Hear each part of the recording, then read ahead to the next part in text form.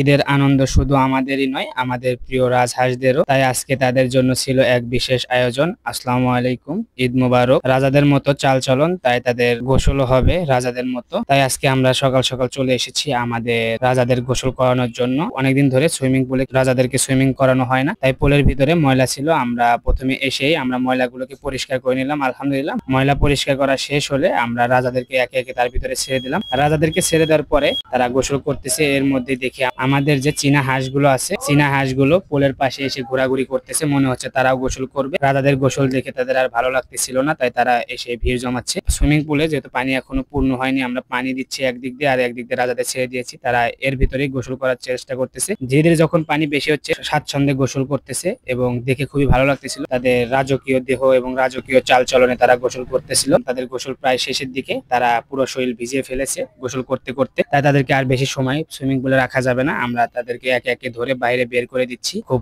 সতর্কতার সহিত, যেন তাদের আবার কোনো সমস্যা না হয়ে যায়। এরপরে আমরা তাদেরকে বাইরে বের করে দিলাম। তারা রোদে গিয়ে তাদের ডানা মেলে দিয়েছে। আপনারা যারা হাঁস পালন করেন, বিশেষ করে রাজহাঁস পালন করেন, তারা অবশ্যই মাঝে মাঝে তাদেরকে গোসল করার সুযোগ করে দিবেন। এতে হাঁসের পালকগুলো ঠিক থাকবে এবং হাঁস খুব স্বাচ্ছন্দ্যে বড় হবে। হাঁস কিন্তু পানি ছাড়া বেশি দিন থাকতে পারে না। সে যে কোনো হাঁসই হোক না কেন, পানি ছাড়া বেশি দিন রাখলে তাদের পালক নষ্ট হয়ে যাওয়ার সম্ভাবনা থাকে। আমাদের জন্য দোয়া করবেন, আমাদের রাজাগুলোর জন্য দোয়া করবেন। সকলে ভালো থাকবেন, সুস্থ থাকবেন। আল্লাহ হাফেজ।